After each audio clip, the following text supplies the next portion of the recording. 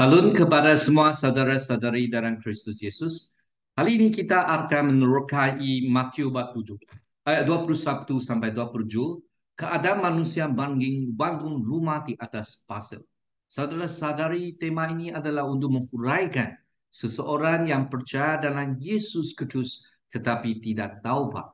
Tidak ada kehidupan yang betul-betul menunjukkan iman dalam Kristus Yesus, maka mereka tidak dapat pergi ke surga, tidak dapat menikmati kerajaan surga apabila kesusahan, cabaran datang, rohani mereka runtuh sekali. Seperti rumah yang tidak kukuh sebab berdiri, membangun di atas pasir.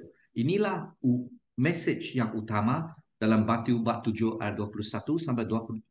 Kita akan menggunakan 3 hal, dan hal yang pertama akan untuk menghuraikan keadaan manusia membangunkan rumah mereka. Ini merujuk kepada kerohanian yang mereka dirikan. Hubungan mereka dengan Tuhan adalah seperti berbangun di atas dasar pasir. Marilah kita datang untuk berdoa bersama. Tuhan Bapa di surga, kami berdoa datang kepadamu, meminta Roh Kudus membantu kami memahami firman-Mu. Oh Tuhan, bantulah kami memahamimu, dan semoga darah Yesus Kristus yang dicurahkan di atas salib mengampuni dosa kami. Kami datang dengan hati yang taubat. Kami datang kepadamu dengan satu keinginan dan satu kehausan dan satu kelaparan rohani untuk mencari Tuhan. Semoga Tuhan bantulah kami dipuaskan dalam rohani dan hidup dan kesucian, dan juga kami diusir daripada semua kesekatan dosa dan kegelapan. Dalam nama Yesus Kristus kami berdoa, dan kami diberi kebebasan dan tidak disekat dalam dosa dan kegelapan. Dalam nama Yesus Kristus kami berdoa. Amin. Saudara-saudari, marilah kita sama-sama untuk mengenal akan firman Tuhan. Bukan setiap orang yang berkata kepadaku, Tuhan, Tuhan, akan masuk ke dalam kerajaan surga, tetapi hanya mereka melakukan kehendak Bapa-Ku yang di surga. Pada hari itu ramai orang akan berkata kepadaku, Tuhan, Tuhan, bukanlah kami telah berdoa dalam namamu, mengusir roh-roh jahat dalam namamu, dan melakukan banyak perkara ajaib dalam namamu. Kemudian aku akan menyatakan kepada mereka, aku tidak benar mengenal kamu. Pergilah ke hadapanku, dari hadapanku, kamu yang melakukan kejahatan. Inilah firman Tuhan di Matius bab 7 ayat 21 sampai 27. Saudara-saudari, hal ini dalam firman Tuhan adalah untuk menghuraikan satu situasi, yaitu seorang pembina yang bijak. Oleh itu, sesiapa mendengar perkataanku ini dan melakukannya, dia seperti orang bijak yang membina rumah di atas batu. Sebagai seorang yang cerdik, seorang yang pandai, seorang pandai melancang, seorang yang pandai membuat perancangan untuk membangunkan satu rumah yang ukur, mestilah didirikan bukan dalam dasar yang lemah seperti pasir, tetapi berdirikan satu rumah di atas batu. Apabila hujan datang, apabila banjir datang, angin bertiup, tidak akan menghempaskan rumah. Dan rumah itu tidak akan roboh, tidak akan jatuh, tidak akan runtuh, kerana dipindah di satu dasar, satu tapak yang kukuh di atas batu. Inilah pembina yang bijak. Tetapi saudara-saudari, sebagai seorang yang bodoh adalah seorang yang tidak mendengar firman Tuhan. Pembina yang hikmat, yang cerdik, dia mendengar, dia mentutup kepada firman Tuhan. Tetapi sesiapa yang mendengar perkataan Yesus dan tidak melakukannya, akan menjadi seorang yang bodoh, yang membina rumahnya di atas pasir. Hujan turun, banjir datang, dan angin bertiup, dan menghempas rumah itu, lalu luntur, ya, dan besar sekali keruntuhan. Ini maksud kerohanian, berhubungan yang dia mendirikan dengan Tuhan adalah begitu lemah sekali, sebab dia tidak mendirikan dengan satu hubungan yang baik dengan Tuhan. Dia tidak menurut kepada firman Tuhan.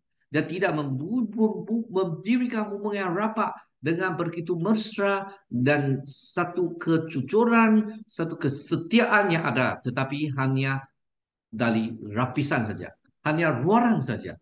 Dia mungkin membuat baik, membuat sesuatu yang macam sangatlah panas hati, sungguh, tetapi kesungguhan itu bukan kesungguhan yang Tuhan ingin. Kesungguhan Tuhan yang inginkan ialah kita mempentingkan ajaran Kristus Dan apabila Yesus Kristus atar kepada pembentukan rohani, pendaupatan, kita ikut. Guru ilahi kita, Yesus Kristus, setelah sepenuhnya menyatakan seluruh rancangan Allah untuk keselamatan dan memastikan harangan utama bagi mereka yang berusaha untuk berjalan di jalan ini. Berakhiri dengan kata-kata yang berkuasa. Dengan demikian meletakkan meterannya pada pesannya dan menekankan autoriti ajarannya. Memastikan bahawa yang bertahan untuk semua generasi. Apa yang Yesus kata adalah penuh dengan kuasa. Apa yang Yesus kata adalah kalau mendengar ajaran Yesus, kamu perlu menurut kepada firman Tuhan. Tidak dapat kita menggantikan kerja baik. Tidak dapat kita menggantikan pelayanan sebagai pendapatan yang Yesus tuntut daripada kami. Kerana demikianlah firman Tuhan, supaya tiada seorang pun boleh mengangkat ada jalan lain. Bukan setiap orang yang berkata kepadaku, Tuhan, Tuhan akan masuk ke dalam kerajaan surga. Tetapi hanya orang yang melakukan kehendak Bapaku yang di surga. Apa kehendak Bapaku di surga, iaitu percaya kepada satu-satunya juru selamat. Apabila kamu kata kamu iman dalam Yesus Kristus, maksudnya kita bukan saja dari segi analogi, dari segi pengetahuan, kita tahu akar tahu Yesus saja. Tetapi emosi dari satu keazaman ingin Yesus itu tetap. Tambah lagi, kita tidak akan mencari Yesus Kristus hanya dari segi perbuatan, segi percakapan, tetapi ikut Yesus betul-betul. Dan kita akan ada kehidupan yang kasih, kehidupan harapan, dan kehidupan yang iman dalam Yesus berterusan. Jaminan yang palsu. Ramai orang kata pada saya pada hal itu, Tuhan, Tuhan, bukankah kami telah mendoapak dalam namamu, dan dalam namamu mengusirkan roh-roh jahat, dan dalam namamu melakukan banyak mukjizat, dan saya akan menyatakan kepada mereka, saya tidak pernah mendengar kamu, penyalah daripada hadapanku, hai kamu yang melakukan kejahatan. Di mana Yesus Kudus yang lebih penting, dia bukan lihat apa pelayanan kamu buat, apa mukjizat kamu buat, yang apa yang dia mau lihat hati kamu betul pada tulis kepada Yesus. Adakah baik hati? Sebab Yesus Kristus mau membeli kamu iman. Ialah satu perhubungan di mana kamu dapat daripada jahat kepada kasih. Daripada mau tendang orang sampai dapat maafkan orang. Dari sombong sampai ke rendah hati.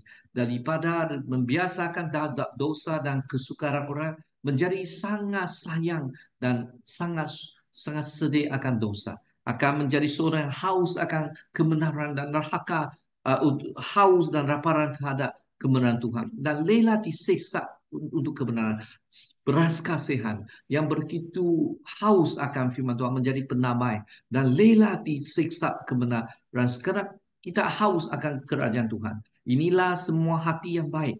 Tetapi saudara-saudari, kalau kamu hanya mengikut apa yang mukjizat, apa pelayanan, apakah keputusan dalam pelayanan, berapa kamu bawa kepada percaya Yesus, tidak cukup. Yang penting, sekali penting, ialah kamu betul-betul taubat dan ada hati yang baik. Sebab Roh Kudus yang memberi kamu kelahiran baru.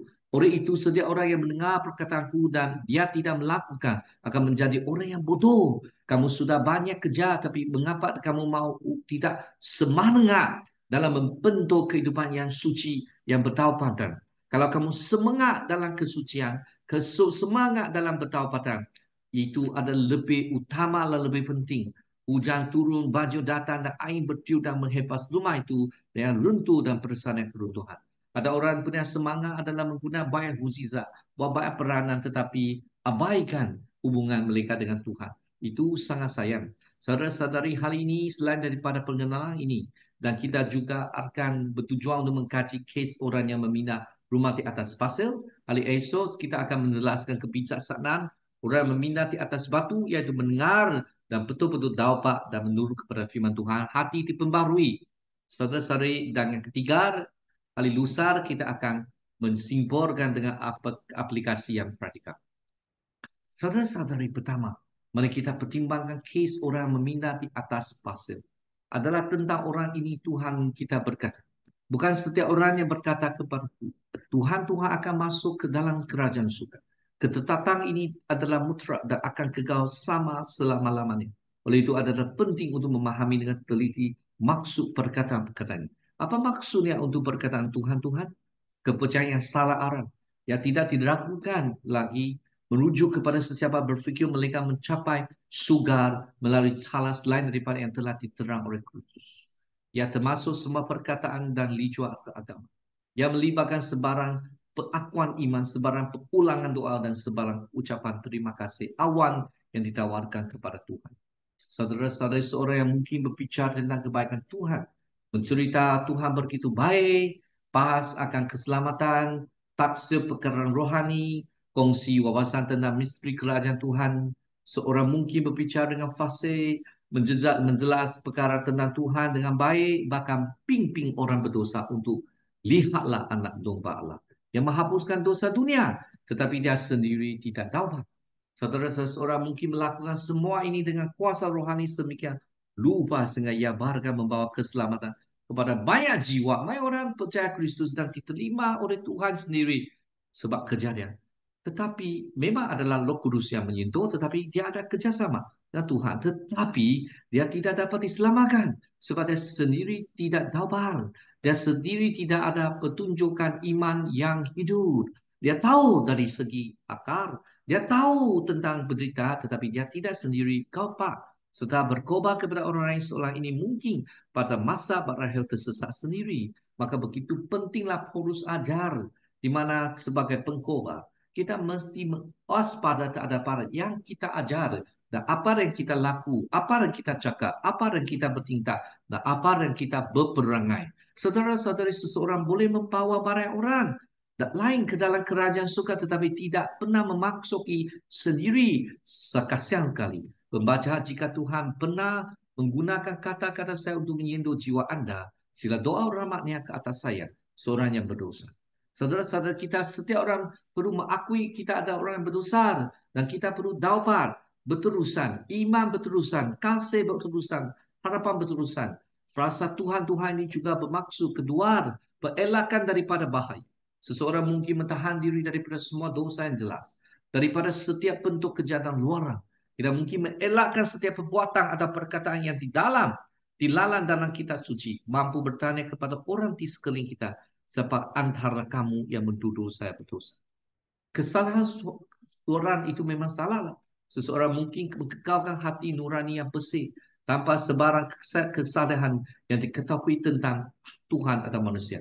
Secara luaran tidak bercerah dalam semua aspek. Seperti yang dikatakan Rasul tentang diri sendiri. Berkenaan dengan kebenaran hukum Taurat tidak bercerah. Tetapi dia masih mengatakan Tuhan-Tuhan. Dan tanpa melangkah lebih jauh, seseorang tidak akan pernah masuk ke dalam kerajaan surga. Kalau kamu anggap kamu punya hati dan juga luaran semua adalah bersih. Tetapi kalau kamu tidak tahu, kita memerlukan Yesus Kristus, rahmat Yesus Kristus mencurah darah dicurah kepada kita dan kita menerima rahmat, maka kita bukan percaya Tuhan Yesus. Jadi saudara-saudari Tuhan ini juga memungkinkan bermaksud. Yang pertama mungkin kita tidak berbuat salah, mungkin kita tidak bertaubat. Kalau kita sudah taubat, tetapi hati nurani kita dan doa itu memang sudah kita mengelak semua dosa, tapi kita tidak bertumpu kepada Kristus Yesus. Kita masih dianggap sebagai orang yang panggil Tuhan-Tuhan. Yang ketiga, melakukan perbuatan yang baik. Seseorang mungkin tetap mengambil bahagian dalam perjamuan kudus, mendengar khobar, melibat diri dalam semua amalan agama. Kerja baik yang salah tempat. Seseorang mungkin berbuat baik kepada orang lain, mengiadakan keperluan bagi mereka yang memerlukan, atau membeli pakaian kepada yang miskin. Seseorang mungkin begitu komited kepada kerja-kerja baik sehingga mereka membeli semua yang mereka miliki kepada orang yang miskin. Dengan terus percaya mereka sedang menyenangkan, memperkenankan Tuhan. Namun walaupun semua ini mereka mungkin masih tidak mempunyai bahagian dan kemuliaan yang akan datang. Jika sesiapa mendapati ia ini mengejutkan, mereka mungkin tidak memahami sepenuhnya intipati iman Yesus Kristus yang dipersembahkan oleh Kristus di sini. Betapa jauhnya perbuatan ini daripada kebenaran dan kesucian sejati Yesus yang Yesus uraikan. Betapa jauh dari kerajaan dalaman Tuhan yang berakar dalam jiwa dan iman dan percaya Yesus seperti sebuah biji sawit dan kemudian tumbuh untuk menghasilkan buah-buah kebenaran dalam pemikiran, perkataan, dan perbuatan. Amaran terakhir oleh Kristus Yesus ialah kata dan sering mengulangi bahawa tiada siapapun tanpa kerajaan ini di dalam dirinya akan memasuki kerajaan surga. Yesus tahu banyak orang tidak akan menerimanya. Oleh itu, Yesus menguatkan dengan amaran yang tegas. Ramai yang akan berkata kepada aku pada hal itu. Jadi saudara-saudara, marilah kita ada satu perhubungan yang berakar dalam salib Yesus Kristus, perkorbanan kebangkitan kenaik Kristus. Dan dari sana kita bertumbuh seperti biji sawi dan akan merahilkan kehidupan yang betul-betul suci diperkenankan dari mata Tuhan. Mari kita berdoa. Tuhan Bapa di surga, ajar kami supaya kami hidup demi kemuliaan dan kehendak Tuhan. Dalam nama Yesus Kristus kami berdoa. Amin. Semua Tuhan memberkatimu dan sekeluarga, dan kita jumpa lagi.